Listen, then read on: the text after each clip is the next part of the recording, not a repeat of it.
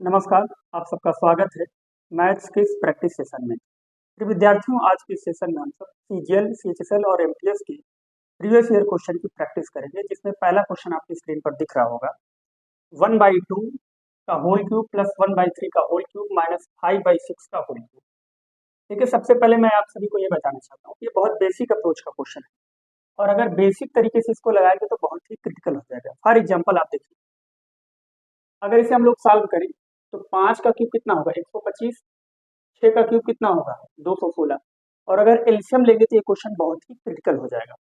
तो इसके लिए एक अप्रोच मैं बता रहा हूँ, ध्यान से आप सभी को ये पता होना चाहिए कि a cube plus b cube plus c cube बराबर क्या होता है 3ab। ये दो कंडीशन पे होगा। एक कंडीशन ये है कि ए प्लस बी प्लस सी की वैल्यू क्या हो 0, और दूसरा कंडीशन है ए बी सी तीनों के मान आपस में क्या हो बराबर। तो ऐसी पोजीशन पे a cube plus b cube plus c cube की वैल्यू किसके बराबर होती है 3abc के बराबर। तो आप लोग ये समझिए, अगर ये प्लस हटा के मैं इसके अंदर कर दूंगा तो देखिए a cube plus b cube plus c cube बना।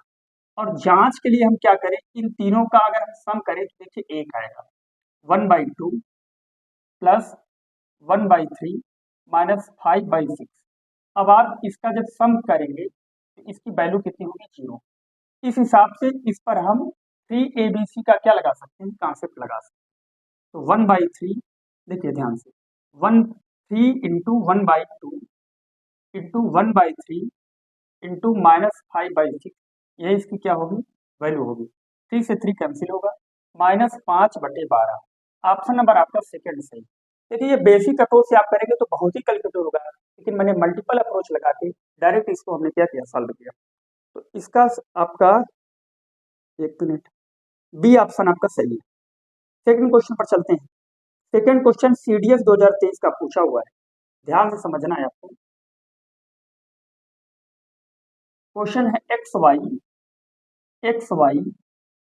वाई के रूप की 6 अंकों की संख्या पर विचार करें, संख्या विभाज्य किससे हो। तो सबसे पहले मैं आपको एक एग्जांपल बताऊं कि अगर किसी दो नंबर को रिपीट कर दिया जाए 3 बार, 6 बार, 9 बार, 18 बार, 12 बार, तो आप लोग एक अप्रोच याद रखना, तो नंबर हमेशा 10,101 से डिविजिबल हो जाएगा। जैसे मैं आपको एग्जांपल बताऊं, अगर इसमें मैं 73 का मल्टीप्लाई करूं तो 73 एकम 73 हासिल 7, 73 0 0 हासिल लिख देंगे, फिर से 73 एकम 73 हासिल 7, फिर इसका 73 0 0 हासिल को लिख देंगे, फिर 73 एकम 73। आप क्या देख रहे हैं, देखिए 73 को दो डिजिट को 3 बार रिपीट किया गया है। तो याद रखिए कि 73 को अगर आप दो बार रिपीट किए, इसका मतलब ये 6 अंकों की संख्या इस प्रकार बन गई। तो कोई नंबर अगर 6 अंकों की है तो 10,101 से डिवाइड होती है, और जो नंबर 10,101 से डिवाइड होगा वो 3 से भी कटेगा, 7 से भी कटेगा, 13 से भी कटेगा, इसमें कौन सा ऑप्शन है, और वो 37 से भी कटेगा। तो इसमें आपका डी ऑप्शन सही है। मैं आशा करता हूँ ये क्वेश्चन आपको बेसिक अप्रोच से समझ में आया होगा। नेक्स्ट क्वेश्चन पर चलते हैं। अगला क्वेश्चन है, एक विक्रेता अपने माल को क्रय मूल्य से 40% अधिक अंकित करता है। ध्यान से समझिए, कोई विक्रेता है, उसने अपने प्रोडक्ट को, यानी उसका सीपी कुछ था, और उस पर उसने 40% मार्कअप कर दिया। तो 40% मार्कअप करेगा तो ये आपका मार्कअप प्राइस यहाँ पे प्रिंट रेट होगा। क्वेश्चन आगे पढ़िए। क्वेश्चन बोला गया, यदि वह अंकित मूल्य पर 15% की छूट देता और यदि वह अंकित मूल्य पर 20% की छूट देता। देखिए, 15% छूट देने के लिए इरादे में, अब छूट को बढ़ा के 20% कर दिया। तो आप बताइए कि फिर इस क्रेता को कितना परसेंट प्रॉफिट होगा, 5%। लेकिन डिजिट में कितना प्रॉफिट है, 94.85 रुपए, ये आपका रुपए में। तो 5% वैल्यू अगर ये है, 10% वैल्यू अगर यहाँ से हम लोग निकालेंगे तो 10% वैल्यू होगी 94 का आधा कितना होगा 189.7, इसका डबल।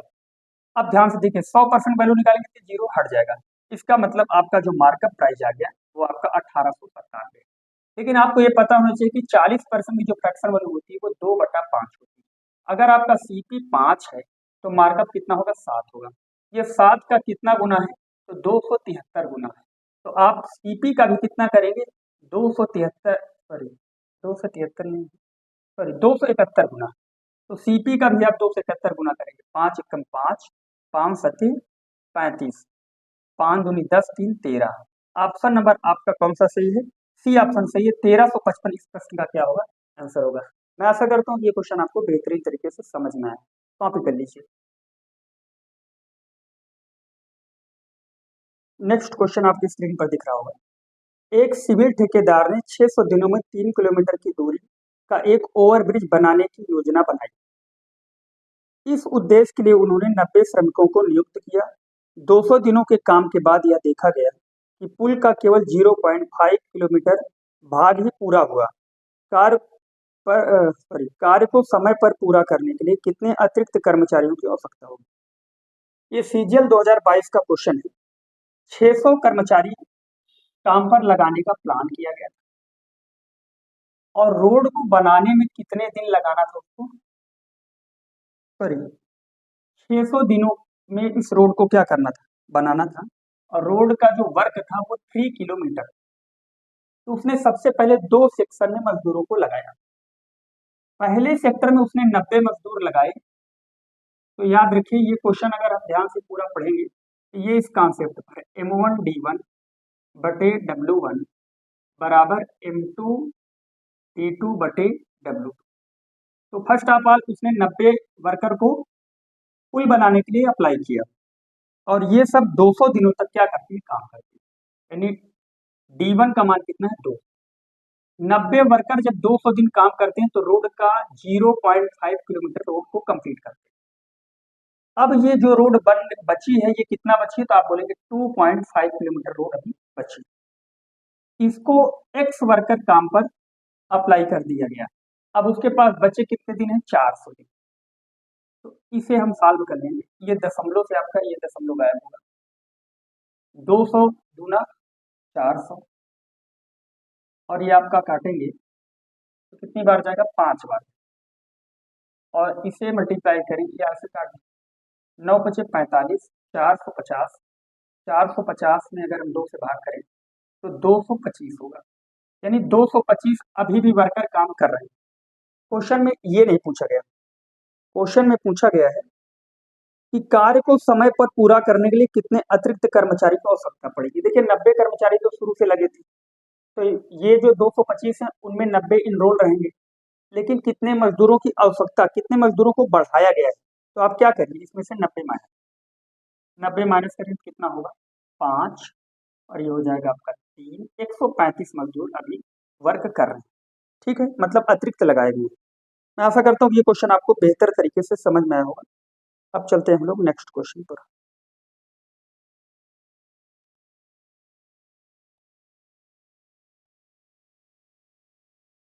अब नेक्स्ट क्वेश्चन देखिए।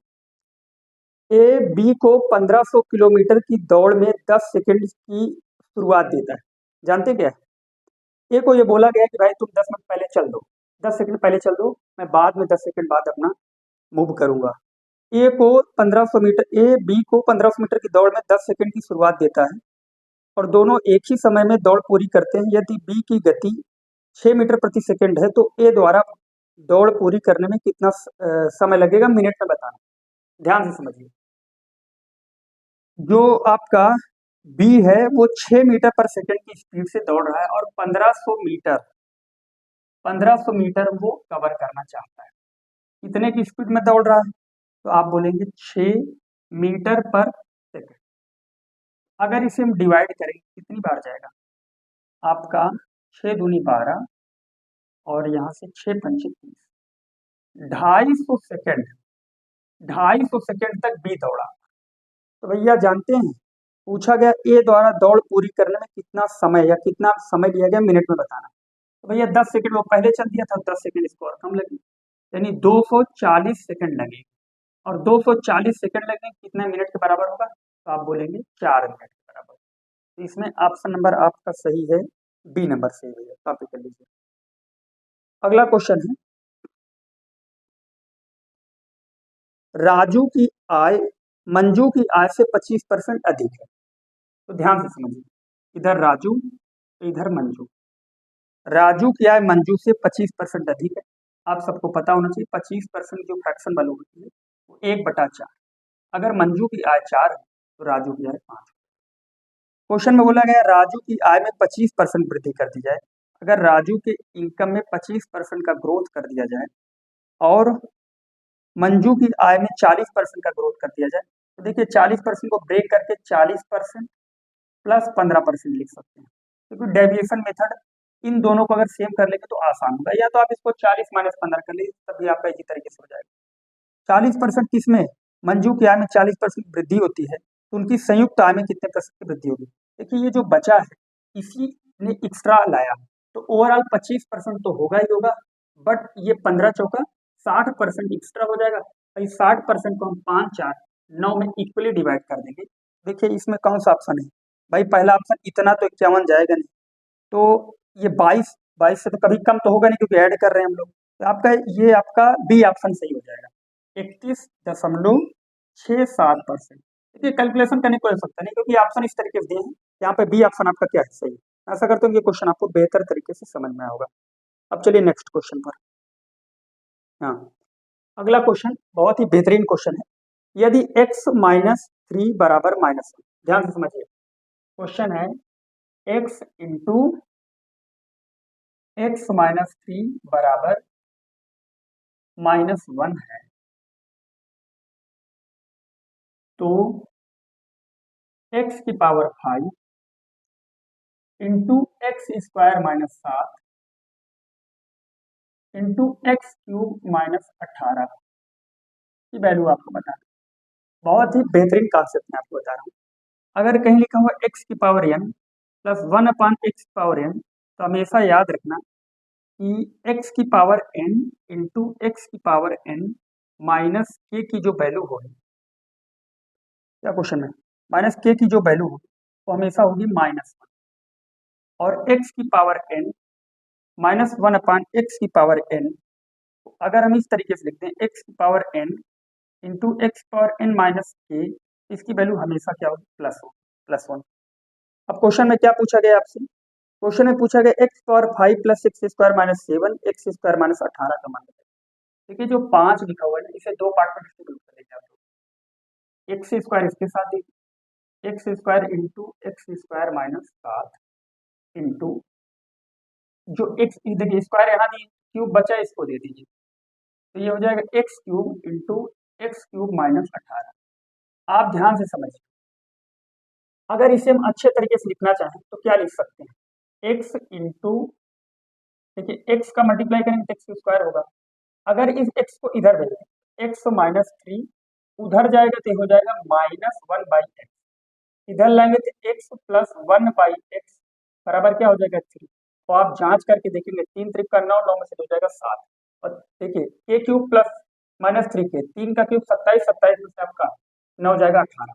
तो इस हिसाब से जो इसकी वैल्यू होगी वो होगी -1, और इसकी भी जो वैल्यू होगी -1, दोनों का मल्टीप्लाई करेंगे तो +1 आपका आंसर होगा। ऑप्शन नंबर आपका सही है, आपका ऑप्शन पहला ही सही है, इसमें पहला ऑप्शन सही है आपका, कॉपी कर लीजिए। और आपके क्वेश्चन शीट में, ठीक भाई आज के लिए इतना ही रखते हैं, और सेशन के अंत में आपको थोड़ा समय जानकारी देना चाहता हूँ। सुबह 7 से लेके 11 तक एक एसएससी का फाउंडेशन बैच स्टार्ट हमने किया है, इसमें मैथ, रीजनिंग और जीएस तीनों सेक्शन हम पढ़ा रहे हैं। इंग्लिश आपको अरुण सर पढ़ा रहे हैं बहुत बेहतरीन तरीके से। जिन विद्यार्थियों को पूरा बेसिक लेवल से एसएससी की तैयारी करना है वो एक बार 10 दिन की डेमो क्लास जरूर लें। बहुत बहुत धन्यवाद।